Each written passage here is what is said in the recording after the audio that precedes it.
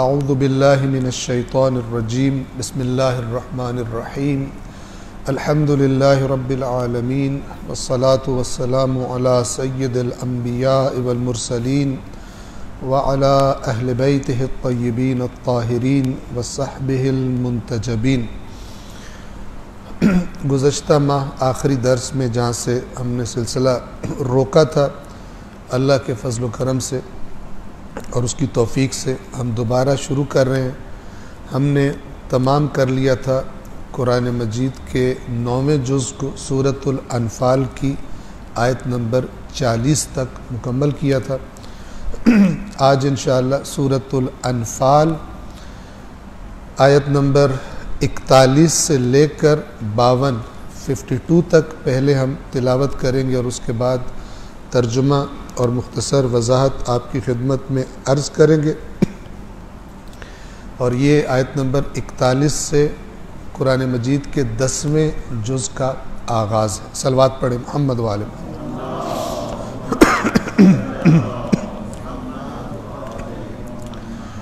अऊज़ु बिल्लाहि मिनश्शैतानिर रजीम बिस्मिल्लाहिर रहमानिर रहीम वअलमू अन्नमा गनिमतुम मिन शैइन फ़अन्न लिल्लाहि खुमुसहु वलिर्रसूलि वलिदिल क़ुर्बा वलयतामा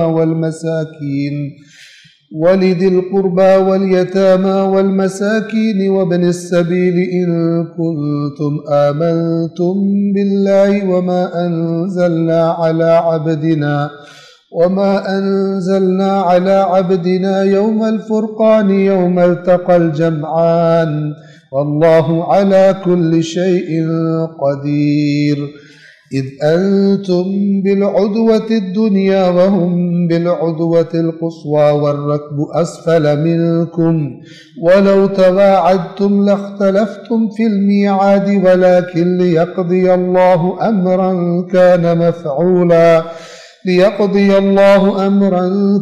मफ़ऊला लियहलिक मन हलक अन बय्यिनतिन व यहया मन हय्य अन बय्यिनह व इन्नल्लाह लसमीउन अलीम। इज़ युरीकहुमुल्लाहु फ़ी मनामिक क़लीलन वलौ अराकहुम कसीरन लफ़शिलतुम वलतनाज़अतुम फ़िल अम्रि वलाकिन्नल्लाह सल्लम इन्नहु अलीमुम बिज़ातिस सुदूर। व इज़ युरीकुमूहुम इज़ इल्तक़ैतुम फ़ी अअयुनिकुम क़लीलन व युक़ल्लिलुकुम फ़ी अअयुनिहिम लियक़ज़िय अल्लाहु अम्रन कान मफ़ऊला व इलल्लाहि तुरजअुल उमूर। या अय्युहल्लज़ीन आमनू इज़ा लक़ीतुम फ़िअतन फ़ाथबुतू वज़्कुरुल्लाह कसीरन लअल्लकुम तुफ़्लिहून।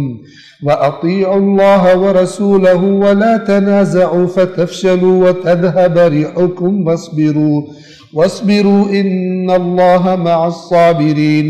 व ला तकूनू कल्लज़ीन ख़रजू मिन दियारिहिम बतरन व रिआअन नासि व यसुद्दून अन सबीलिल्लाह वल्लाहु बिमा यअमलून मुहीत।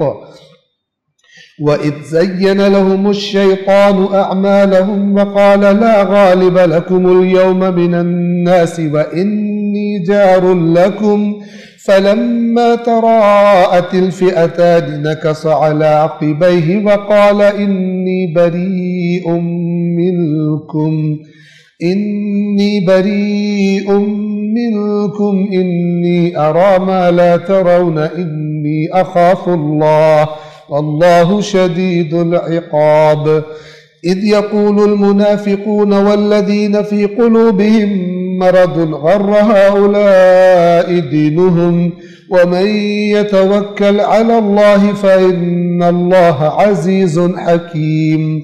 वलौ तरा इज़ यतवफ़्फ़ल लज़ीन कफ़रुल मलाइकतु यضرबून वुजूहहुम व अदबारहुम फ़ज़ूक़ू अज़ाबल हरीक़ ذلك بما قدمت أيديكم وأن الله ليس بظلام للعبيد। कदअबि आलि फिरऔन वल्लज़ीन मिन क़ब्लिहिम कफ़रू बिआयातिल्लाहि फ़अख़ज़हुमुल्लाहु बिज़ुनूबिहिम इन्नल्लाह क़विय्युन शदीदुल इक़ाब। सूरतुल अनफ़ाल आयत नंबर 41 से हम आगाज़ कर रहे हैं, यानी 10वें सिपारे से। लेकिन आयत नंबर 39 और 40 को हम तर्जमे को तकरार करके आगे बढ़ेंगे ताकि जहनों में पिछली बात आ जाए। कुफ़ार से जंग और जिहाद की बात चल रही थी। आयत नंबर 39 में फरमाया, और तुम लोग काफिरों से क़िताल करो, जंग करो, यहाँ तक कि फितना बाकी न रहे और दीन सारा अल्लाह के लिए ख़ास हो जाए। फिर अगर वो बाज आ जाए तो अल्लाह यकीनन उनके आमाल को खूब देखने वाला है।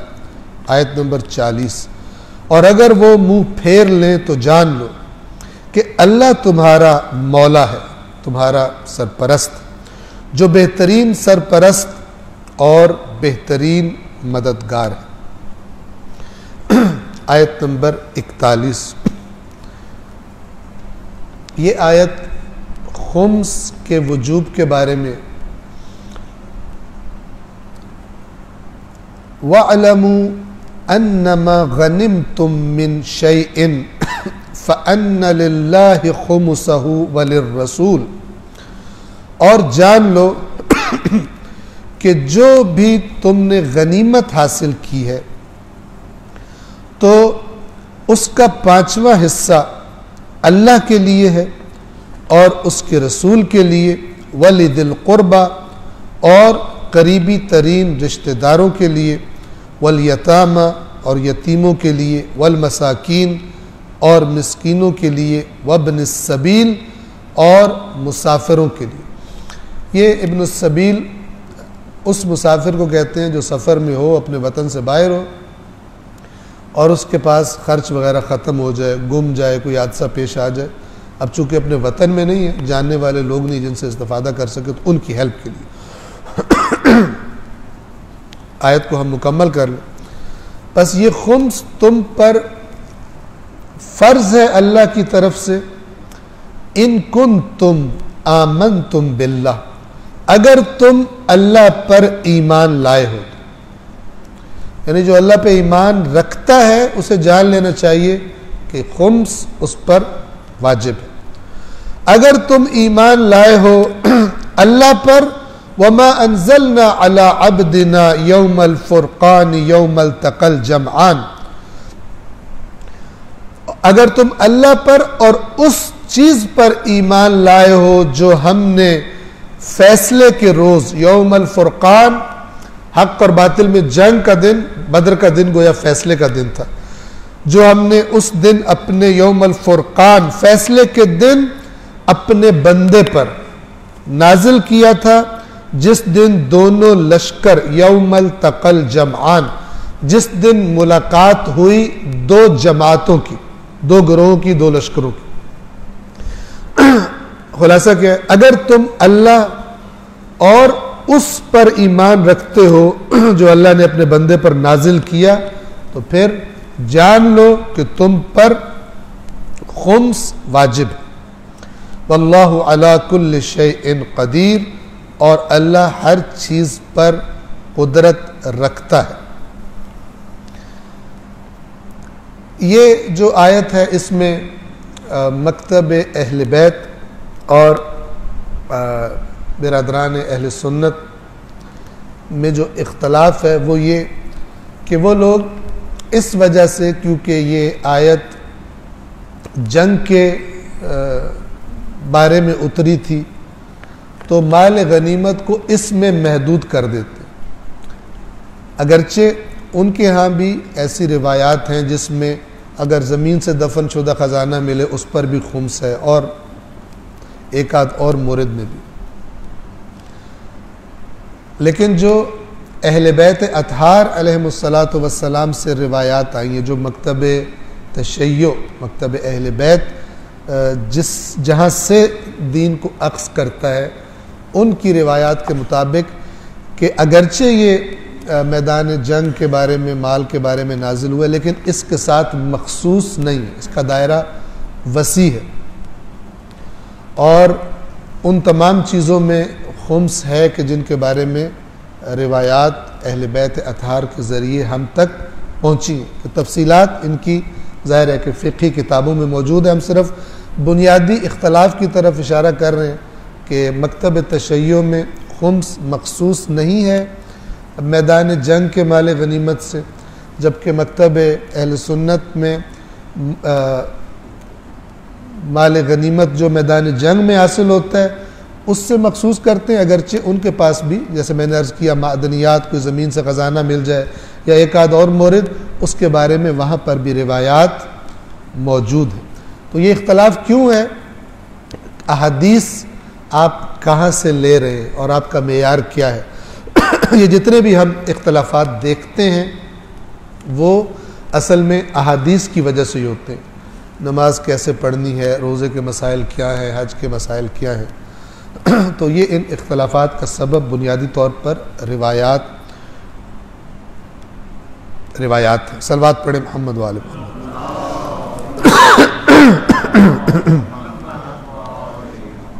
इस इख्तलाफ से हट कर जहाँ तक खुम्स के वाजिब होने का सवाल है, तो ये आयत आप देख रहे हैं, अल्लाह कह रहे हैं अगर तुम अल्लाह पर ईमान लाए हो और जो अल्लाह ने अपने बंदे पर नाजिल किया है उस पर ईमान रखते हो, तो जान लो तुम पे खुम्स वाजिब। और इसी तरह कुतुब अहले सुन्नत में जिस तरह हमारी फ़िक़ही किताबों में खुम्स के अबवाब हैं, वजूब खुम्स के वाजिब होने की रिवायात है, बाकायदा से चैप्टर हैं, बाब हैं, इसी तरह अहले सुन्नत की कुतुब में भी खुम्स के वजूब के चैप्टर्स हैं, बुखारी से लेकर अगली किताबों तक। तो आयत नंबर 41 को हम इतना ही इस पर बात करेंगे। आयत नंबर 42 में ग़ज़वा बदर का नक्शा अल्लाह तबारक व तआला पेश कर रहा है। ग़ज़वा बदर हो चुकी है और खुदावंद आलम इन आयात में गोया के उस मारके को एनालाइज फरमा रहे, तज्ज़िया तहलील कर रहे मुसलमानों के लिए, ताकि आइंदा के लिए और ज़्यादा अलर्ट रहे। गुजर चुका। इज़ अंतुम बिलउद्वति दुनिया, जब तुम करीबी नाके पर थे, ये मैं आपको अर्ज करता हूँ, जब तुम करीब वाली तरफ थे, यानी मदीना से जो करीब है, वहुम बिलउद्वतिल कुस्वा, और वो दूर वाले नाके की तरफ थे जो समंदर के करीब, यानी अगर आप मदीना से जो समंदर तक अगर रास्ता लगाएं तो इसके दरमियान से साहिल से वो रास्ता गुजरता था कि जिस रास्ते से अबू सुफियान एक बहुत बड़ा तिजारती काफिला लेकर वापस आ रहा था। अब ये ज़रा बैकग्राउंड भी सुन लें। सूरत हाल ये थी कि जब मुसलमानों ने हिजरत की मक्का से मदीना की तरफ, तो जो घर बार, कारोबार, अमवाल वहाँ पे छोड़ आए थे, कुफ़ार मक्का ने, मक्का के कुरैश ने, सरदारों ने उन पे कब्जा कर लिया था, लूट मार की थी इनके साथ। और जब इस काफिले की इत्तला मिली तो अल्लाह के नबी ने यह फैसला फरमाया कि इस काफिले को, इस पर हमला किया जाएगा और इसके माल को लूट लिया जाएगा जिस तरह उन्होंने हमारे अमवाल को, हमारे घरों को लूटा है। तो ये काम किया जाएगा। बाज़ लोग कहते हैं कि जी तिजारती काफिलों को लूटना ठीक नहीं है। ये बहुत ही शैतानी समझ वाले होते हैं। यानी जब काफिर या दुश्मन या ताकतवर बदमाशी करता रहे तब नहीं बोलते, और जब मजलूम उठ के कुछ का हरकत करे कहते हैं कि ये खराब हो गया। जैसे आजकल आप देखते हैं इसराइल फलस्तीनियों के घर तोड़ रहा है, उनकी ज़मीनों पे कब्जा कर रहा है, सारी बदमाशी कर रहा है, लेकिन अगर फलस्तीनी कोई हरकत करे जवाब में कहते हैं ये दहशतगर्द है। तो बहुत सारे हकूक़ इंसानी वाले सिर्फ दुनिया में बदमाश की सपोर्ट, ताकतवर की सपोर्ट के लिए बोलने के लिए पैदा होते हैं। क्योंकि उनको फंड्स भी वहीं से आ रहे होते हैं, उनको पता होता है कहाँ बोलना है और कहाँ नहीं बोलना, कहाँ हल्का सा बयान दे के चुप कर जाना है, ताकि हम भी उंगली कटवा के शहीदों में नाम लिखवा लें कि हम बोले तो थे, आगे असर नहीं हुआ था। ठीक है, तो ये दुनिया बड़ी चालबाजों की दुनिया है। तो चूंकि कुफार ने पहले लूटे थे मुसलमानों के घर और कारोबार, तो अब ये काफिला जो आ रहा था, तो अल्लाह के नबी ने भी फैसला फरमाया कि ये हम उनसे उसका बदला लेंगे और हम इस काफिले पर हमला करेंगे। बहुत इस दास्तान को गौर से सुनिएगा। तो अल्लाह के रसूल ने तैयार किया लोगों को, और कोई बहुत ज्यादा तैयारी नहीं थी, यानी तैयारी जब मदीना से निकले हैं, अल्लाह के काम देखें, तो ये जंग के लिए नहीं निकले थे। रास्ते में इतला मिली कि वो तो लश्कर भी आ रहा है मक्का से। जब रसूलुल्लाह जा रहे थे सल्लल्लाहु अलैहि वसल्लम, जब जा रहे थे तो रास्ते में एक मकाम पर इतला मिली कि अबू सुफियान को भी पता चल गया कि उसको इतला मिल गई कि मदीना के, क्योंकि इनके भी जासूस और मुनाफिक मदीने के और यहूदी मदीने के वो इनसे राब्ते में थे। इसको पता चला कि वहाँ पर मदीना में ये तैयारी हो रही है तुम्हारे काफिले पे हमले की। तो इसने एक तेज़ रफ्तार एलची को भेजा मक्का में और उनसे कहा कि लश्कर लेकर आओ, यहाँ पे काम खराब हो रहा है। तो अब समझ लें ये मदीना है और इस तरफ समंदर है। अल्लाह के नबी अपने साथियों के साथ इस काफिले पर हमले के कस्त से मदीना से निकले, और ये काफिला करीब था, समंदर के उस साइड पे था, ये मदीना के करीब थे। इसको कुरान ने फरमाया कि इज़ अंतुम बिल उद्वति दुनिया, तुम करीबी वाले किनारे पे थे इस साइड इलाके में, वहुम बिल उद्वतिल कुस्वा, और वो दूर वाले किनारे पे थे। अब हुआ ये कि अबू सुफियान ने अपनी रफ्तार तेज की और वो आगे निकल गया, और जब रसूलुल्लाह उनके साथी पहुंचे करीब, तो वो लश्कर जो मक्का से आ रहा था वो भी करीब आ गया, और अब काफिला दूर हो गया, लश्कर करीब हो गया। अब जब इत्तला मिली कि लश्कर आ चुका है कुफार का, तो एक जंग की तैयारी से तो नहीं निकले थे, तो अल्लाह की तरफ से हुक्म जहाद आया कि लड़ना है, जो आपने सूरह अनफाल के शुरू में आयात देखिए। तो अब अल्लाह के नबी ने जब ऐलान किया जहाद का, तो थोड़ी सी हालत सख्त हो गई, आजमाइश, क्योंकि जहन में क्या था, काफिला है, उन पे हमला करेंगे और माल गनीमत हाथ में आएगा, ये आरजू लेके निकले थे। और आगे अब 1000 का लश्कर फुल तैयार, और इधर 313 जो बहुत ज्यादा तैयार होके भी नहीं आए, क्योंकि फुल जंग की तो नीयत तो नहीं आई थी, तैयारी उस तरह नहीं थी। अब जब अल्लाह के नबी ने इनको जिहाद की दावत दी, तो मुख्तलिफ जो सहाबा थे उठ के खड़े हुए और उन्होंने मुख्तलिफ अल्लाह के रसूल की को अपनी तायद के जुमले बोले, और उनमें से एक जुमला ये था कि ए अल्लाह के रसूल, हम आपको वो जवाब नहीं देंगे जो बनी इसराइल ने अपने नबी को दिया था कि तू और तेरा रब जाके लड़ो और हम यहाँ पे बैठे हुए। हम आपको वो जवाब नहीं देंगे और हम आपके साथ मिलकर अल्लाह के दुश्मनों से जिहाद करेंगे। तो इस तरह पोजीशन क्या बन गई, जब ये दोनों लश्कर आमने सामने हुए, तो ये रसूलुल्लाह का लश्कर, ये कुफार का लश्कर, और जो काफिला था अबू सुफियान का, वो दूर निकल चुका था, वो चला गया था। जिसको आपको याद होगा सूरह अनफाल के बारे शुरू में अल्लाह ताला ने फरमाया था कि तुम चाहते थे कि सख्ती वाली साइड पर तुम्हें ना जाना पड़े जिहाद में, तुम्हारे दिल में यह था, जबकि अल्लाह चाहता था कि हक गालिब आ जाए, और हक गालिब जो है वो जंग करके आता है, वो सख्तियों से और आजमाइशों से गुजर के आता है। तुम कुछ और सोच रहे थे और अल्लाह का इरादा कुछ और था, लिहाजा अल्लाह ने इस तरह तुम्हें चलाया कि तुम काफिले से पीछे रह जाओ और लश्कर के साथ तुम जाकर तुम्हारा टकराव हो जाए, हालांकि तुम नहीं चाहते थे लेकिन अल्लाह चाहता था। ये अब वो नक्शा बयान किया जा रहा है। और वो वक्त याद करो जब तुम करीबी नाके पर और वो दूर के नाके पर थे। वर्रक्बु अस्फल मिनकुम, और काफिला तुमसे नीचे की जानिब था, यानी वो मक्का की जानिब आगे जा चुका था, ये सिचुएशन थी। वलौ तवाअदतुम, और अगर तुम बाहमी मुकाबले का अहद कर चुके होते, लख्तलफ्तुम फिल मीआद, तो फिर भी मुकर्ररा वक्त में तुम जरूर इख्तलाफ करते। ठीक है, यानी तुम ये सेटिंग जो बनाई ये अल्लाह ने बना दी थी। अगर तुमने बनाई होती तो तुम इस तरह पोजीशन में नहीं आ सकते थे, क्योंकि तुम्हारा प्लान क्या था, काफिले पर जाने का। लेकिन अल्लाह का हिसाब किताब यह था कि काफिला निकल जाए और तुम्हारा सामना इस लश्कर के साथ हो जाए।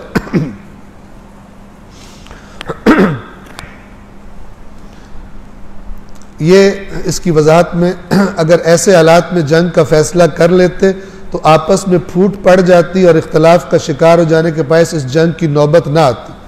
लिहाजा अल्लाह ने ऐसा काम किया कि बिल्कुल आमने सामने पहुंच गए, और अब जो है उनको जंग मिसाल के तौर पर चाहते तो अब भी साथ ना देते, भागने वाले भाग जाते, लेकिन वहां पर सब लोगों ने, अल्लाह के रसूल के सहाबा ने उनसे कहा कि हम वो जवाब नहीं देंगे जो हजरत मूसा को उनकी कौम ने जवाब दिया था कि तू और तेरा रब लड़ो, हम आपके साथ मिलकर कुफार के साथ जिहाद करेंगे। अगर तुम बाहमी मुकाबले का अहद कर चुके होते तब भी मुकर्ररा वक्त में तुम जरूर इख्तलाफ करते, तुम में फूट पड़ जाती। लेकिन ये इसलिए था ताकि अल्लाह उस अम्र को पूरा कर दे जिसका फैसला अल्लाह कर चुका। सब कुछ, यानी हम कुछ देखते हैं, हम समझते हैं एक्सीडेंटली कुछ हो गया, इत्तेफाक से कुछ हो गया, जबकि उसके पीछे अल्लाह ताला का पूरा एक प्लान होता है बंदे के लिए।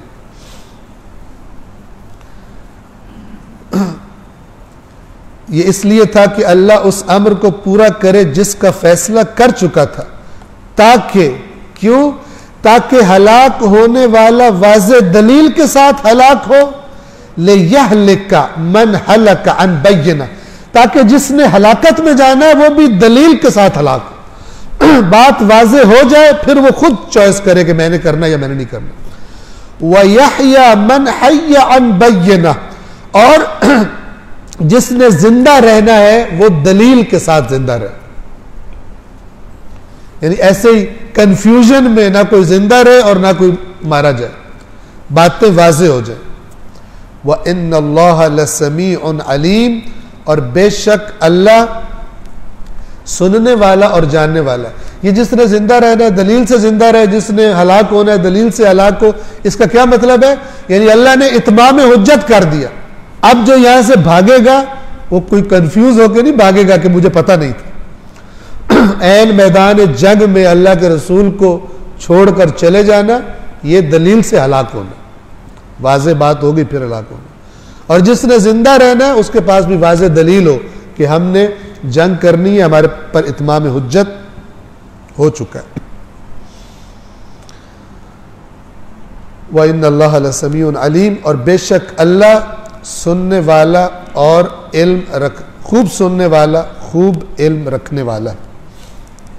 आयत नंबर 43 आप देखें, पस पर्दा अल्लाह ने क्या किया ये जंग करवाने के लिए। इद युरीकहुमुल्लाहु फी मनामिका कलीलन, और याद कीजिए ए रसूल जब अल्लाह ने आपके ख्वाब में उनको थोड़ा दिखाया था। यानी रास्ते में अल्लाह के रसूल को ख्वाब आया जिसमें अल्लाह ने उस ख्वाब में उस कुरैश के लश्कर की तादाद थोड़ी दिखाई रसूलुल्लाह। अब जब दुश्मन थोड़ा हो तो क्या होता है, जाहिर है जो ख्वाब देखा वही आकर बताया लोगों को, लोग थोड़े ताकि और हौसला बढ़ जाए। ये क्यों थोड़ा दिखाया गया, ताकि हौसले ज्यादा जानकर उनको हौसले पस्त न हो, हौसले बढ़े रहे। वलौ अराकहुम कसीरन, और ए रसूल अगर अल्लाह आपको उनकी मिकदार ज्यादा दिखाता, लफशिलतुम, तो तुम लोग कमजोर पड़ जाते। इतने ज्यादा लोग आ रहे हैं, यानी अल्लाह के नबी तो कमज़ोर ना पड़ता, अल्लाह का नबी तो, लेकिन जो साथी थे, ठीक है, उनको जब पता चलता कि इतना बड़ा लश्कर है तो जाहिर है कि उसकी एक ज़्यादा तादाद की एक प्रॉब्लम तो होती उनको।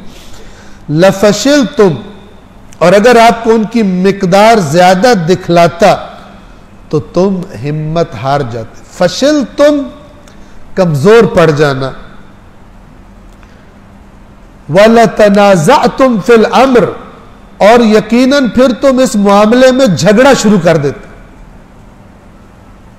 असल में फिर कुछ लोग तैयार हो जाते जाने के लिए, कुछ लोग जो नहीं तैयार होते डर जाते, फिर आपस में झगड़ा होता, नहीं जी खतरा है, फलान है, बाद में करेंगे, तो झगड़ा पड़ जाता। तो अल्लाह ने ऐसी इतला दी, ऐसी चीज दिखाई कि ये झगड़ा हो ही ना, कि थोड़े हैं हम हमला करते हैं, लड़ते हैं जाकर। बाज़ औक़ात गैबी मदद इस तरह से भी होती है कि बजाय दुश्मन तो एक ताकतवर है, अल्लाह आपको ज्यादा जुर्रत दे दे उनसे जंग की। अब आप देखते जाइए कि खुदा ने फरमाया क्या, और तुम उस मामले में झगड़ा शुरू कर देते। वलाकिन अल्लाह सल्लम, लेकिन अल्लाह ने तुम्हें बचा लिया उस झगड़े से जो ज्यादा तादाद का पता चलने से तुम्हारे दरमियान पैदा हो जाता। इन्नहु अलीमुन बिज़ातिस सुदूर, बेशक वो दिलों का हाल खूब जानता है कि किस तरह दिल कंट्रोल में रहेंगे और किस तरह दिल जो है वो बिदक जाएंगे। आयत नंबर 44 44, व इद युरीकुमुहुम इदिल तक़ैतुम फी अयुनिकुम कलीलन, गौर से सुनिए, और याद करो जब तुम मुकाबले पर आ गए थे तो अल्लाह ने काफिरों को तुम्हारी नजरों में थोड़ा करके दिखाया। यानी आमने सामने भी आ गए तब भी मुसलमानों को वो थोड़े लग रहे थे। वयुकल्लिलुकुम फी अयुनिहिम, अब एक और बात देखें, ये अजीब है, और तुम्हें भी अल्लाह ने काफिरों की नजरों में थोड़ा करके दिखाया ताकि उनके दिल में भी जंग का ख्याल पक्का हो जाए कि ये थोड़े से हैं, इनको मसल दो। जो मुसलमानों की 313 तादाद थी उससे भी थोड़ा करके दिखाया। मुसलमानों की नजरों में उनको कलील बना के दिखाया अल्लाह ने, और काफिरों की नजरों में मुसलमानों को कलील कर दिया ताकि दोनों ग्रुप का हौसला बढ़ जाए जंग के लिए। जंग जरूर हो, अल्लाह ये चाहता था। अब आप तवज्जो कीजिए, सूरह आले इमरान की आयत नंबर है 13। इसमें खुदा क्या फरमाता है कि बेशक तुम्हारे लिए उन दो जमातों में निशानी है कि जिनकी आपस में जंग हुई। यह भी बदर के बारे में, एक जमात अल्लाह के रास्ते में लड़ रही थी और दूसरी काफिर थी, और वो जो काफिर जमात थी यरौनहुम मिस्लहिम राअयल ऐन, वो काफिर जमात जंग के वक्त मुसलमानों की जमात को अपने से दुगना देख रहे थे। अब अल्लाह ने क्या किया कि ये गैबी मदद का ये अंदाज भी होता है जो ये आयत बता रही है कि खुदावंद आलम ने पहले मुसलमानों को कहा कि दिखाया कि ये थोड़े हैं ताकि इधर इख्तलाफ ना हो, डटे। और काफिरों को जब मुसलमानों का लश्कर दिखाया तो जो उनकी तादाद थी उससे भी थोड़ा दिखाया ताकि क्या अब जंग करके ही जाते हैं, इनका काम तमाम करके जाते हैं। और जब जंग शुरू हुई तो अल्लाह तबारक व तआला ने मुसलमानों की तादाद कुफ्फार की नजरों में कुफ्फार की तादाद से भी डबल, मतलब अगर ये 1000 थे तो इनको मुसलमान 2000 नजर आ रहे थे। अब वो मलाइक थे जो भी थी, खुदावंद आलम ने ये कर दिया, पहले लड़ाने के लिए उसका हौसला बढ़ा दिया मैदान में लाने के लिए, और फिर जब मैदान सज गया तो अल्लाह ने मोमिनों से अपनी मदद का वादा पूरा किया। और एक मदद ये थी कि कुफार ने देखो इतने ज्यादा, तो इनके कदम उखड़ गए। एक तो मुसलमान शुजात से लड़ रहे थे और दूसरा इनको ज्यादा नजर आ रहे थे, तो हालात जो पांसा था वो बहुत जल्दी ही पलट गया मैदान जंग का, और कुफार वहां से भाग खड़े हुए। सलवात पढ़े मोहम्मद वाले मोहम्मद।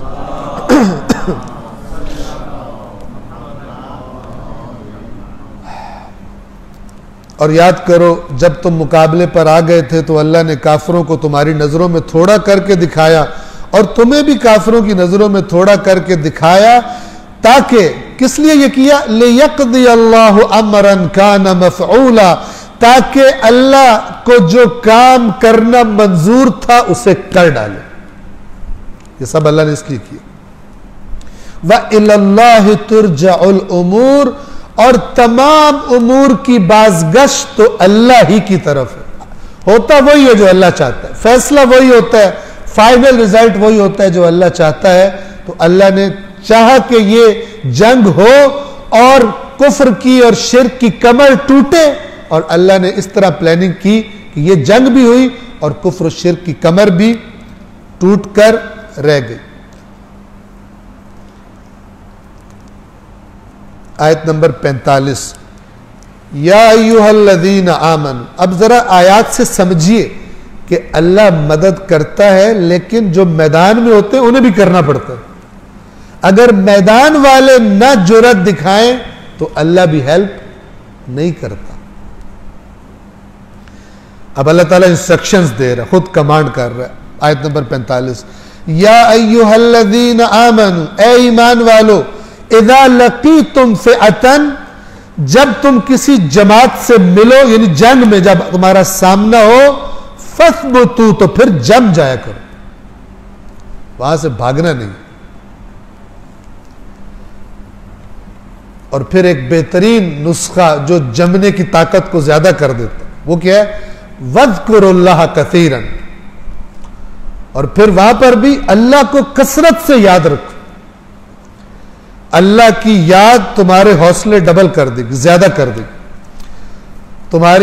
तुम्हें शरह सद्र दे देगी, तुम्हें मौत का खौफ खत्म हो जाएगा। लेकिन अगर खुदा को भूल जाओगे फिर तुम्हें क्या, फिर मौत, अल्लाह को भूल जाओगे, मौत तुम्हें बड़ी नजर आएगी, भाग जाओगे। वज़्कुरुल्लाह, ये जो है ना अल्लाह का जिक्र, अल्लाह को याद रखना, ये आज आपने नमाज जुमा अदा की। सूरह जुमा में क्या है? फ़इज़ा क़ुदियतिस सलाह, जब नमाज पढ़ ली जाए, फ़ंतशिरू फ़िल अर्ज़, ज़मीन में फैल जाओ, अपनी अपनी जगहों पे जो काम करने करो, ठीक है। फ़इज़ा क़ुदियतिस सलातु फ़ंतशिरू फ़िल अर्ज़ वब्तगू मिन फ़ज़लिल्लाह, और अल्लाह का फजल तलाश करो, मेहनत करो, जो कर रहे हो कारोबार करो। वज़्कुरुल्लाह कसीरन, अल्लाह को नहीं भूलना। वहां भी अल्लाह, लोग समझते मस्जिद में अल्लाह को याद करना, अल्लाह कह रहे ये तो ट्रेनिंग है तुम्हारी, फ्रेश कर दिया तुम्हें, ताकि तुम्हें बाहर ना भूले अल्लाह, दुकान पर ना भूले, दफ्तर में ना भूले, जहां तुम नौकरी करते हो वहां तुम्हें अल्लाह ना भूले। ये तो तुम्हें ट्रेनिंग के लिए मस्जिद में बुलाया था, तुम्हें फ्रेश करने के लिए, ताजा करने के लिए, मजबूत करने के लिए खुदा की याद तुम्हें। वो मस्जिद से बाहर जाते ही अल्लाह भूल गया, ये तो तुमने समझा ही नहीं कि तुम्हें क्यों बुलाया गया था। वब्तगू मिन फ़ज़लिल्लाह, अल्लाह का फजल तलाश करो। वज़्कुरुल्लाह कसीरन लअल्लकुम तुफ़्लिहून, और वहां भी अल्लाह को कसरत से याद रखो ताकि तुम फलाह पाओ, कामयाब हो जाओ। ये इबादतें आपको प्रैक्टिकल लाइफ में खुदा याद कराने के लिए और अल्लाह का बंदा अल्लाह की इताअत के दायरे में रखने के लिए, ये इबादत खुदा का गोया कि ये ट्रेनिंग सेशन होती हैं, वर्कशॉप होती हैं। दिन में 5 टाइम भी है और साल में 1 दफा रोजे हैं, हज है, उम्रे हैं, फलान, ये सब क्या है?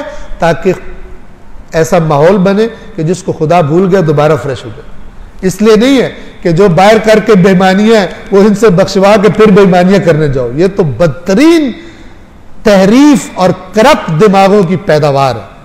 ये नजरिया करो बख्शवाओ, करो बख्शवाओ, करो बख्शवाओ, इस तरह नहीं बख्शे जाते, ये शैतानी वसवसा है।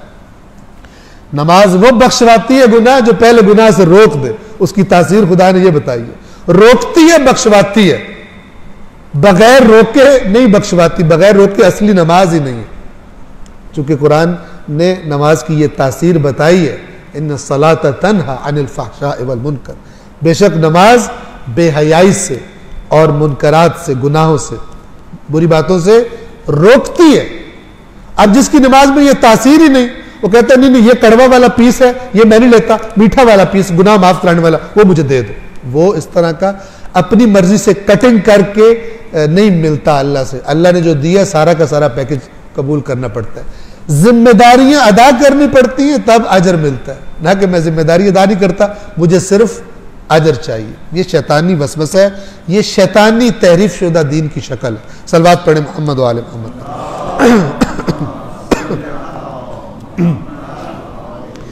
ए ईमान वालो, जब किसी जमात से तुम्हारा टाकरा हो जाए, मुकाबला हो जाए, लकीतुम मुलाकात को कहते हैं। यहाँ मुलाकातें कई किस्म की होती है ना। एक मुलाकात टाकरा होता है, मुकाबले के लिए आमने सामने हो जाए तो फिर तुमने क्या करना है, फस्बुतू, जम जाओ वहां पर। वज़्कुरुल्लाह कसीरन लअल्लकुम तुफ्लिहून, और अल्लाह को कसरत से याद करो ताकि तुम कामयाब हो। देखो कितना मजेदार है, कारोबार कर रहे हो, वज़्कुरुल्लाह कसीरन लअल्लकुम तुफ्लिहून। मैदान जंग में हो, वज़्कुरुल्लाह कसीरन लअल्लकुम तुफ्लिहून। गोया कि ये मैदान दुश्मन सामने नजर आ रहा है, लेकिन दुकान पर तुम्हारा दुश्मन ज्यादा खतरनाक है। वो अंदर से वसवसे करता है तुम्हें, वो तुम्हें तावीलें करता है, फला वो मुख्तलिफ काम कर लो, बेईमानी कर लो, कुछ नहीं ज्यादा प्रॉफिट कमा लो, 2 नंबर माल बेच दो। उसका हमला बड़ा खतरनाक है। लिहाजा जिहाद नफ्स को जिहाद अकबर फरमाया अल्लाह के नबी। मैदान जंग से वापस आ रहे थे, आपने सुना होगा, पढ़ा होगा, किसी जंग से वापस आ रहे थे तो एक जगह क़याम किया तो अल्लाह के नबी ने फरमाया मरहबा उस कौम पर जो जिहाद असगर कर चुकी और जिहाद अकबर के लिए जा रही है। लोग समझे कोई बड़ी जंग है, तो पूछा कि कौन सी बड़ी जिहाद अकबर पे जा रहे हैं। अल्लाह के नबी ने फरमाया कि ये जिस दर्द से तुम मैदान जंग में थे, ये तो तुमने ठोकर लगा दी थी, दुनिया शैतान को शिकस्त दे के वहां खड़े थे, लेकिन जहां तुम घरों में जा रहे हो, रूटीन लाइफ अपनी रोजमर्रा की, वहां पे शैतान का हमला बहुत खतरनाक होता है, क्योंकि वहां पर बंदा आराम में सुकून में होता है, ये कर लूँ, रूटीन लाइफ होती है। तो जिहाद अकबर, तो अल्लाह ने जिहाद असगर में भी कहा वज़्कुरुल्लाह कसीरन लअल्लकुम तुफ्लिहून, और दुकान पर, नौकरी पर, स्कूल में, कॉलेज में वज़्कुरुल्लाह कसीरन लअल्लकुम तुफ्लिहून। अल्लाह का फजल तलाश करो, लेकिन अल्लाह को कसरत से याद रखो ताकि तुम फलाह पाओ। जो खुदा को भूल जाता है वो फलाह नहीं पाएगा। आयत नंबर 46, व अतीउल्लाह व रसूला, और अल्लाह और उसके रसूल की इताअत करो, फर्मा बरदारी करो, वला तनाज़उ, और झगड़ो नहीं। तनाज़ा क्या होता है, झगड़ा करना शुरू हो जाना, नहीं जी हमें वापस जाना चाहिए, नहीं जी करना चाहिए। इताअत अल्लाह और उसके रसूल की कितनी बड़ी नेमत है कि अगर तुम इताअत करोगे तो तुम्हारा झगड़ा होगा ही नहीं। झगड़ा तो वहां पे होता है ना जहां पर रसूल की बात ना मानी जाए। और राय रसूलुल्लाह के, एक दफा रसूलुल्लाह खुद पूछे आप क्या राय देते हैं, मदीने में रह के जंग लड़नी है या बाहर जाके लड़नी है, खुद राय मांगे तो वहां पे राय देनी है। आपको पता है ग़ज़वा ओहद में रसूलुल्लाह की राय थी कि अंदर जंग हो, राय, और जो जज्बा जिहाद से सरशार थे उन्होंने कहा हमने बाहर जाके लड़नी है। अल्लाह के नबी ने उनकी बात मान ली। ये और जगह है जब मशवरा मांगा जाए, और एक दफा कहा जाए कि यहां पर अब तुमने लड़ना, ये काम करना, वहां पर राय नहीं होती। वहां पर राय वो देता है जो बेईमान होता है। अल्लाह के हुक्म के मद्दे मुकाबिल, अल्लाह के रसूल के हुक्म के मद्दे मुकाबिल राय देना, वो क्या है, मतलब जी ये क्या, वो मुनाफिक होते थे, हमसे पूछा ही कोई नहीं, हमारी बात ही नहीं मानी, ठीक है ना। तो जहां इताअत का मसला है वहां ये नहीं कि अब जब फैसला हो गया मसलन ओहद में कि बाहर जाके लड़ना है, अब जिन्होंने राय दी थी कि बाहर जाके नहीं लड़ना वो कहें हमारी बात नहीं मानी, हम भी नहीं जाते। ये हमारे इख्तलाफात भी इसीलिए होते हैं, हमारे पास जिसका जो दिल करता है, ठीक है, राय का इख्तलाफ करके अपना सिस्टम ही अलग कर लेते हैं। क्यों? इसलिए कि कोई ऐसा निजाम नहीं है जिसमें इताअत करनी। आजकल हम क्या है, मसलन मौला अली को मानना है, इताअत का कोई मसला ही कोई नहीं। प्रैक्टिकल लाइफ कैसे गुजारनी है, नहीं मौला खामोश ही बैठे, हम आपकी बस ऐसे ही नारे चारे मारते रहेंगे, लेकिन आपने बोलना नहीं, हम इताअत नहीं कर सकते, ठीक है ना। हमारे जमाने के अपने तकाजे, हमारा गुजारा नहीं होता, लिहाजा झगड़े, इख्तलाफात, टुकड़ों पे टुकड़े, कौम ऐसी चलती जाएगी। व अतीउल्लाह व रसूला, और अल्लाह और उसके रसूल की इताअत करो, वला तनाज़उ, आपस में निज़ा न करो, झगड़ा न करो। करोगे तो क्या होगा, अल्लाह का रसूल तुम्हारे दरमियान भी होगा, तब भी फतफशलू, कमजोर पड़ जाओगे। ये फशल जो होता है कमजोरी जिसमें बुजदली भी हो। आप देखें, अगर इताअत नहीं होगी, समझे अल्लाह के कानून को, तो रसूलुल्लाह भी अपने वजूद बाबरकत के साथ मौजूद हो तब भी ताकत खत्म हो जाएगी। ठीक है ना? बंदा अल्लाह रसूल की बात ना माने और कहे या अल्लाह मेरा ये काम हो जाए, या अल्लाह मेरा ये काम हो जाए, ये सब चीटिंग है।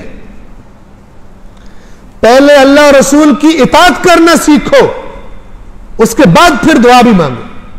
अल्लाह रसूल की बात नहीं मान रहे, उसके खिलाफ चल रहे हो, फिर कहते हो या अल्लाह ये कर दो, नहीं होता। रसूलुल्लाह मौजूद हो तुम्हारे दरमियान, फिर भी नहीं होगा, तुम कमजोर हो जाओगे, शिकस्त खा जाओगे। ग़ज़वा उहद में यही हुआ। कायनात की बाबरकत तरीन हस्तियां वहां मौजूद थी, अल्लाह के रसूल मौजूद, सहाबा कराम मौजूद, मौला अली मौजूद, जनाब सैयदा फातिमा तो ज़हरा मौजूद मैदान में, लेकिन फिर भी एक दफा पासा पलट गया। क्यों? अल्लाह के रसूल की नाफरमानी की गई। वहां पर रसूलुल्लाह जख्मी हो गए, नाफरमानी हुई। समझे इस बात को। अल्लाह ने ये जो समरात रखे हैं, ये इताअत के नतीजे में रखे हैं। बगैर इताअत के मर्जी की जिंदगियां गुजार रहे हैं, दूसरों की वेस्ट की वैल्यूज को फॉलो कर रहे हैं, दुआएं मांग रहे हैं अल्लाह वो रिजल्ट दे जो अल्लाह ने इस्लाम पर अमल करने वालों के लिए रखा है। बातिल है, गलत है, ये ख्याल खाम ख्याली है। और अल्लाह और उसके रसूल की इताअत करो और आपस में निज़ा न करो, वरना फतफशलू, नतीजा क्या निकलेगा? कमजोर पड़ जाओगे। वह तज़हब रिहुकुम, और तुम्हारी हवा भी उखड़ जाएगी। ये हवा उखड़ना एक मुहावरा है, यानी अगर तुम्हारी हवा जमी हुई हो तो दूसरों को उड़ा के ले जाएगी, लेकिन तुम्हारी अपनी हवा उखड़ जाएगी, जोर खत्म हो जाएगा तुम्हारा। वस्बिरू, और सब्र करो। सब्र क्या होता है? डट जाना, डटे रहो। सब्र ये होता है ना कि सब्र ये होता है कि मैं घर जाके बैठता हूं, दुआएं बद दुआएं करूंगा, खड़ा ना हो बातिल के मुकाबले में, ये सब्र नहीं होता। ये बुज़दिली का नाम सब्र नहीं है। वस्बिरू, मैदान जंग की बात हो रही है कि सब्र करो, यानी डटे रहो, यानी कि मदीने वापस जाके घर में बैठ जाओ और सब्र करो, मैदान जंग में रहो, सब्र करो। ये सब्र है जिनके साथ अल्लाह होता है। फिर इन्नल्लाह मअस्साबिरीन, बेशक, यानी तुम जान लो अच्छी तरह कि अगर ऐसा करोगे, ये सब्र करोगे, तो अल्लाह सब्र करने वालों के साथ। तुम्हें कोई बात समझ नहीं आ रही, डटे रहो, रसूल की इताअत नहीं छोड़नी। तुम्हें लग रहा है कि गलत फैसला हो गया, डटे रहो, अगर ईमान रखते हो रसूल पर, इताअत करो, अल्लाह फिर सब्र करने वालों के साथ। आयत नंबर 47, वला तकूनु कल्लदीन खरजू मिन दियारिहिम बतरन, और उन लोगों की तरह न होना कि जो अपने घरों से इतराते हुए, वर्रिआ अन्नास, और लोगों को दिखाने के लिए निकले। यह कुफार के लश्कर की बात हो रही है। अब जरा देखिए, काफिर मक्का से जब लश्कर के साथ निकले थे तो साथ जनाब ढोल और म्यूजिक और नाचने वाली गाने वाली औरतें, और अकड़ते हुए, हम तो समझ रहे थे ये तो कीड़े मकोड़े मुसलमान, हम रगड़ देंगे इनको। और थोड़ी थोड़ी देर बाद रुकते लोगों को दिखा रहे थे हमारी शान शौकत। वहां पे नाचने वाली है, नाच गाने करती और बड़ा इंजॉय करके निकल रहे थे तकब्बुर के साथ। तो अल्लाह ने कहा ऐसे ए मुसलमानों तुम नहीं हो जाओ। ठीक है, अल्लाह ताला दीन में नाच गाने शामिल करने से महफूज रखे। नाचने गाने वाले स्टाइल दीनी चीजों के नाम पर दीन में शामिल करने से और बेड़ा गर्क करने से अल्लाह इस कौम को महफूज रखे, जो कि आजकल और जोर और शोर से किया जा रहा है। उन लोगों की तरह न होना कल्लदीन खरजू मिन दियारिहिम, कि जो अपने घरों से निकले थे कैसे? बतरन। आपको पता है इमाम हुसैन अलैहिस्सलाम को फरमाया इन्नी लम अखरुज अशरन वला बतिरन, ये वही लफ्ज है, मैं इतराने के लिए और अकड़ने के लिए नहीं निकला वहां कि मैं लोगों को दिखाऊं मैं बड़ी चीज हूं। उनकी तरह ना निकलना जो इतराते हुए निकले, बर्रिआ अन्नास, और लोगों को दिखाने के लिए हमारी शान और शौकत देखो, हमारी ताकत देखो। वयसुद्दून अन सबीलिल्लाह, और काम क्या किस लिए निकले थे? अल्लाह के रास्ते से रोकने के लिए। बदनसीबी देखे, एक दफा कोई खुदा के रास्ते की दावत देने के लिए घर से निकले और दूसरी तरफ कोई खुदा के रास्ते से रोकने के लिए घर से निकले, और उस पर इतरार आ भी हो और अपने नाच गाने और पता नहीं क्या क्या सामान साथ लेकर निकले।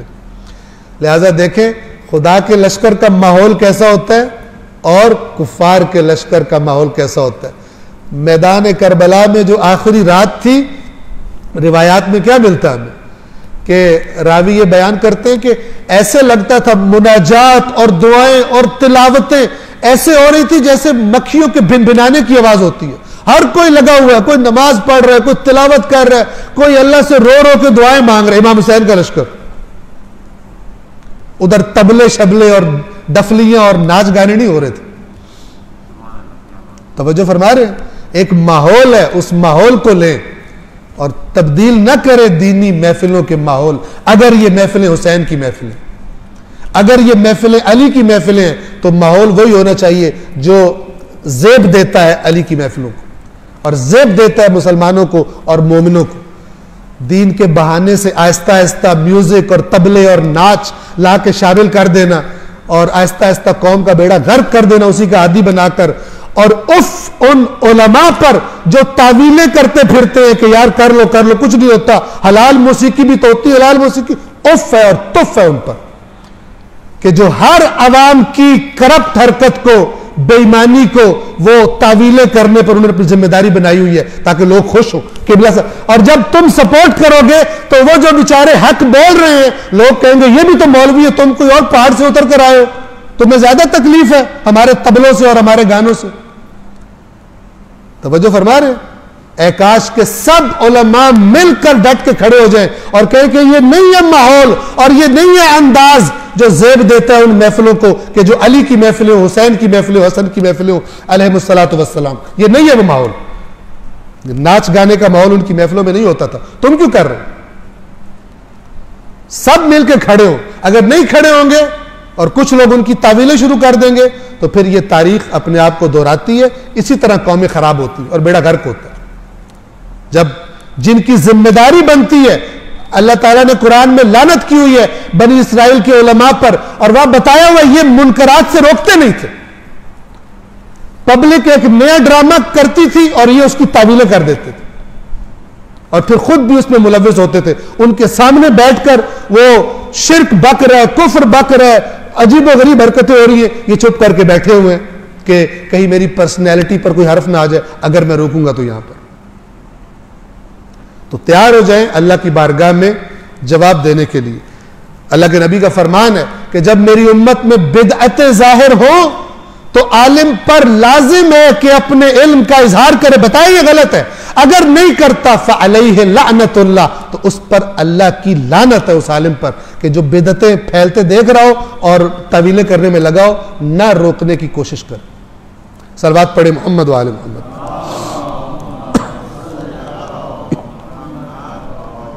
तो ये कुफार का लश्कर इस तरह नाच गाने करते हुए और इतराते हुए और लोगों को दिखावा करते हुए निकले। व यसुद्दून अन सबीलिल्लाह, और अल्लाह के रास्ते से रोकते हैं। वल्लाहु बिमा यअमलून मुहीत, जबकि अल्लाह उनके आमाल पर खूब इहाता किए हुए। यानी अल्लाह उनको बता रहा है कि मत समझो कि इस तरह नाचने टापने से तुम हमारे हाथों से निकल जाओगे, अल्लाह की गिरफ्त में नहीं आओगे। अल्लाह जो कुछ तुम्हारे आमाल है सब पर इहाता किए हुए, सबको देख रहा है।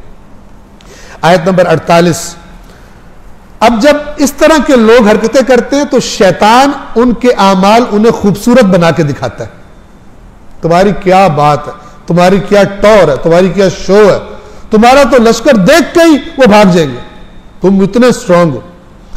वइज़ ज़य्यन लहुमुश शैतानु अअमालहुम, और जब शैतान ने उनके आमाल उनके लिए खूबसूरत बना दिए, मुज़य्यन बना दिए, यानी जो वो कर रहे थे उल्टी सीधी हरकतें शैतान ने खूबसूरत बना के दिखाया।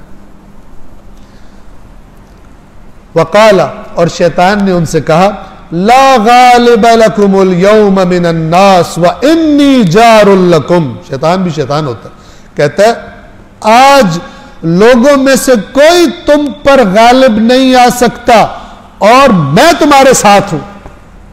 कदम बढ़ाओ मुशरिकीन मक्का, इबलीस तुम्हारे साथ है, मैं तुम्हारे साथ हूं। ठीक है, इसने इबलीस ने कहा। अब रिवायात में बाज में यह है कि किसी इनके कबीला, कोई कबीला था उसी इलाके में, उनके सरदार के रूप में आया था शैतान और इनको और पंप किया कि ताकि ये कहीं जंग हो। बहरहाल जैसे भी किया, अल्लाह ताला फरमा रहे कि शैतान ने इनसे कहा कि मैं तुम्हारे साथ हूं, आज तो तुम्हारी जीत कन्फर्म है, पक्की है तुम्हारी जीत, कोई सवाल ही पैदा नहीं होता तुम्हें कोई हरा सके लोगों में। फलम्मा तराअतिल फ़िअतान, तो जब दोनों गिरोहों का आमना सामना हो गया, नकसा अला अक़िबैहि, तो उल्टे पांव भाग गया। ठीक है, शैतान ये होता है, जब इंसान गुनाह की सोच रहा होता है ना, कहता कर ले, कुछ नहीं होता, सारे लोग नहीं करते, छुप के कर ले, तो कोई नहीं देखता, और बिल आखिर बंदे को जलील करवा के, ठीक है, क्यों भाग जाता है उस वक्त? क्योंकि उस वक्त आपको गुनाह की ख्वाहिश कोई नहीं रह जाती। जब बंदा पकड़े जाता है, जलील रुस्वा होता है कोई गुनाह करते हुए, उस वक्त उस गुनाह का ख्याल नहीं आता उसको। ठीक है, कोई चोर, मतलब फर्ज कर करोड़ों रुपया भरे हुए जिस तिजोरी में, उसका दरवाजा खोल चुका है, करोड़ों उसके सामने पड़े, ठीक है, और वो कह रहा है जबरदस्त मैं पहुंच गया, और पीछे से उसको आवाज आती है हैंड्स अप, करोड़ों भूल जाएंगे 2 मिनट में। ये शैतान का भागना होता है। वो जो ख्वाहिश की शिद्दत थी और गलबा था, और जिसके तसव्वुर से दिल बाग बाग हो रहा था, एक सेकंड से भी पहले एक आवाज सुन के वो ख्वाहिश गायब हो जाती है। ये शैतान का भागना होता है। फिर बंदे को करोड़ भी भूल जाता, पता होता है अब जेल है। ये तो इसी तरह गुनाह के बाद अब रुसवाई है, फिर उस गुनाह की जो लज्जत और ख्वाहिश होती सारी की सारी इंसान को भूल जाती। ये गोया शैतान का भागना होता है वहां से, शैतान का होना यानी ख्वाहिश का जोर, नफ्स का जोर। जब दोनों गिरोहों का मुकाबला हुआ, नकसा अला अक़िबैहि, तो वो अपने उल्टे पांव भाग गया।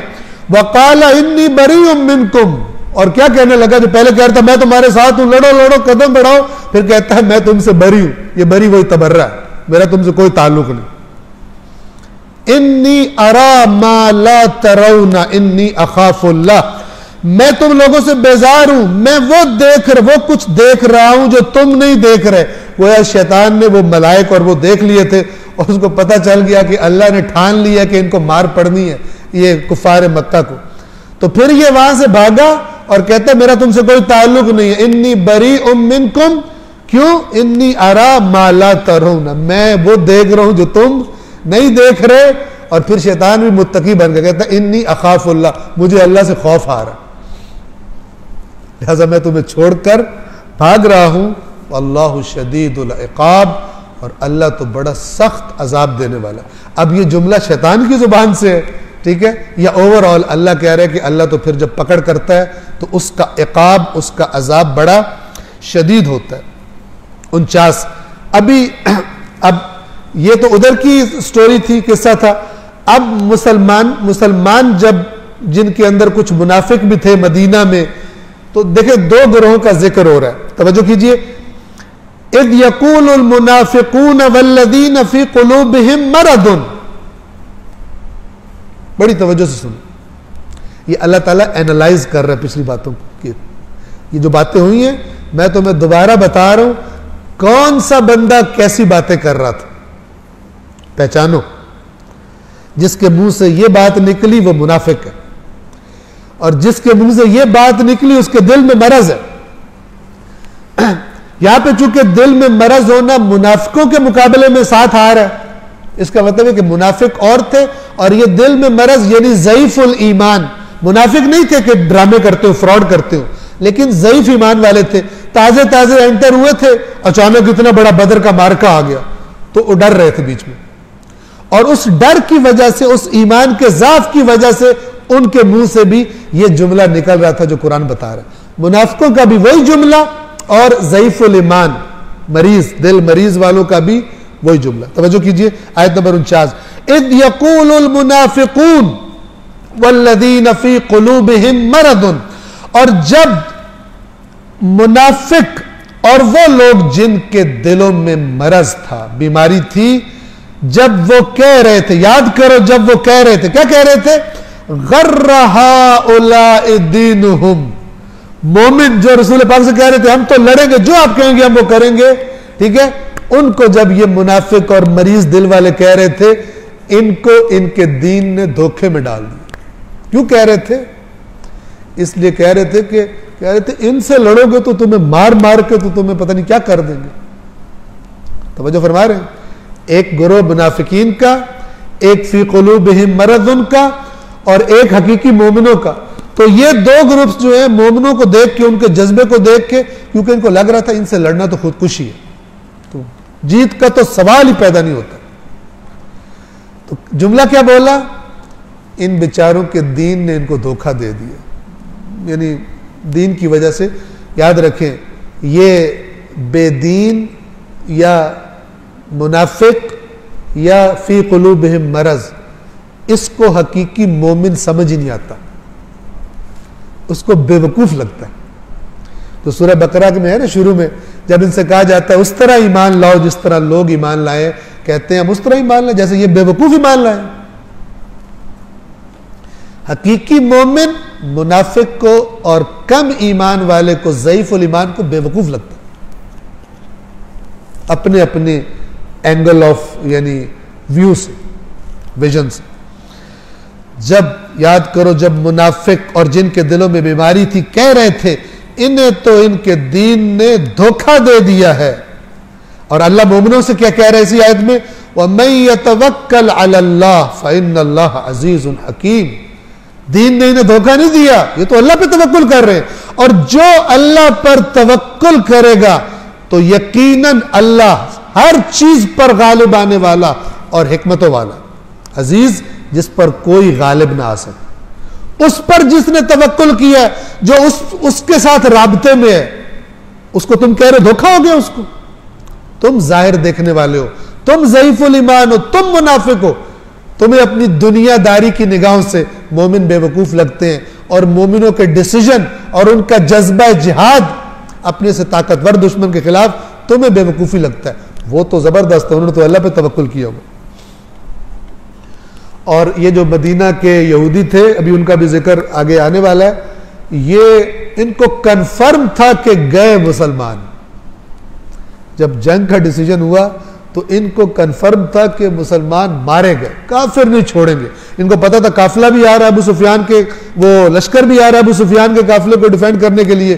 तो ये मदीने के यहूदी बड़े खुश थे कि इन्होंने बड़ी बड़ी बातें भी की, बड़ी खराबियां भी की, और उकसाया भी उनको, काफिरों को, कि मारो इनको, खत्म कर दो। और जब बदर में शिकस्त हो गई काफिरों को, तो इनके तो ये तो जीते जी मर गए। इनको तो समझ ही नहीं आ रही थी कि, और एक यहूदी सरदार ने मदीने में कहा था, जब उसको पता चला कि बदर में मुसलमान जीत गए और मुशरिकीन मक्का हार गए, तो उसने कहा तकलीफ के मारे कि आज वो दिन है कि जमीन की पुष्ट पर होना इससे बेहतर है हम जमीन के पेट में होते, यानी हम मर के दफन हो जाते, ये बेहतर था, हमें ये खबर ना सुननी पड़ती कि मुसलमान जीत गए। और थे कौन? रसूलुल्लाह से मुआहदा किया हुआ था कि हम सब मिल के रहेंगे मदीने में, मिल के डिफेंड करेंगे मुसलमानों को, जो थ्रेट होगी हम मिल के, मुआहदे किए हुए थे। और उधर से कह रहे कि आज की खबर सुनने से पहले तो हम मर जाते। हम कहते हैं ना उर्दू में भी, काश मैं ये खबर सुनने से पहले मर गया होता। तो अरब जुमला बोलते हैं, आज का दिन बेहतर था हम जमीन के पेट में होते, बजाय इसके कि हम जमीन की पुष्ट पर मर गए होते। सलवात पढ़िए मोहम्मद वाले मोहम्मद।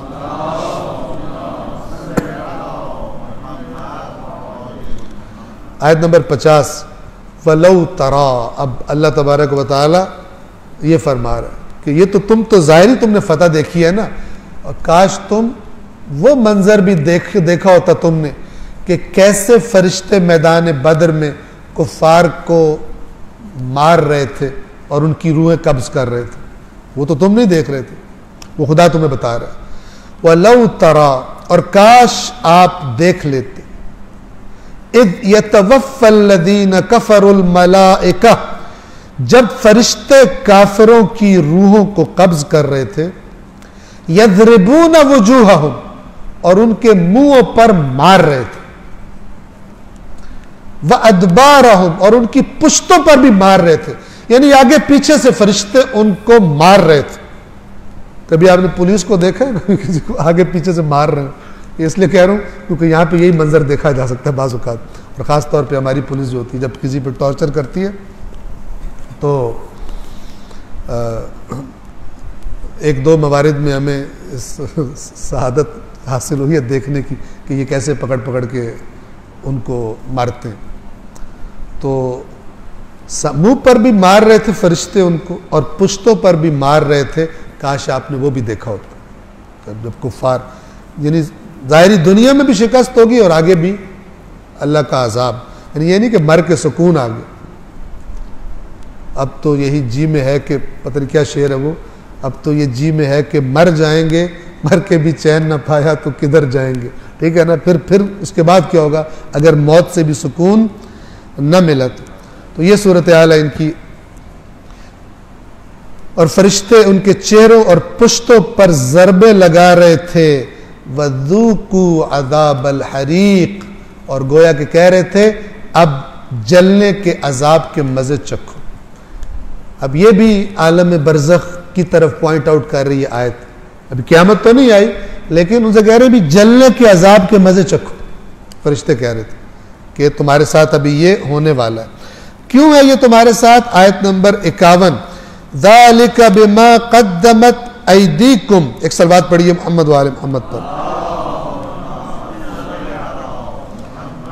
ये अजाब इसलिए उन कामों के सबब जो तुम्हारे हाथों ने आगे भेजे, यानी ये तुम्हारी हरकतों का वबाल है कि जो अब जिसको तुम फेस कर रहे हो। ये गोया के फरिश्ते उनसे कह रहे थे ज़ालिका बिमा क़द्दमत ऐदीकुम, ये अजाब तुम्हारे अपने हाथों आगे भेजे हुए का नतीजा है। व अन्नल्लाह लैसा बिज़ल्लामिल लिल अबीद, और ये कि अल्लाह तो अपने बंदों पर जुल्म करने वाला नहीं। लेकिन खुदा ने कानून बता दिया, गाइड कर दिया, ये करोगे नतीजा ये, वो चेंज नहीं होगा। ये करोगे नतीजा ये, चेंज नहीं होगा। तो अब अल्लाह के फरिश्ते कह रहे हैं कि ये तुम्हारे हाथों की हरकत थी, तुमने खुद किया, जो नतीजा ये है तुम्हारी अपनी चॉइस थी, वरना अल्लाह बंदों पर जुल्म करने वाला नहीं है।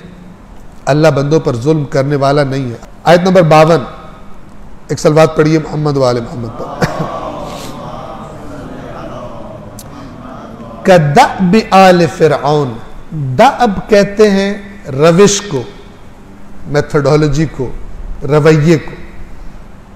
कदअब आल फिरऔन, जिस तरह फिरौनियों की रविश थी और जिस तरह फिर उस रविश का फिरौनियों के लिए नतीजा निकला, ये तुम्हारे साथ भी वही हो रहा है।